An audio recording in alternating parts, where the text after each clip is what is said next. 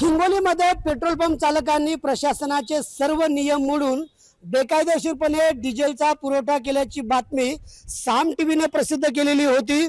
मी सुद्धा सध्या सुभाष चौधरी या पेट्रोल पंपावरती आहे। या ठिकाणी हजारो लिटर डिझेल दिलेलं होतं आणि त्याचे एक्सक्लुझिव्ह व्हिडिओ जे आहेत ते साम टीव्हीच्या माध्यमातून आपण दाखवलेले होते। शेतकऱ्यांनी हे संपूर्ण व्हिडिओ कैद केलेले होते।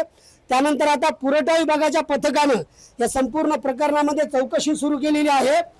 पुरवठा विभागाचे अधिकारी या ठिकाणी आता दाखल झालेले आहेत। कॉल आलेला आहे, साहेब म्हणे चेकिंग करून घ्या आणि चेकिंग करून तुम्हाला कारवाई काय आहे ते सांग।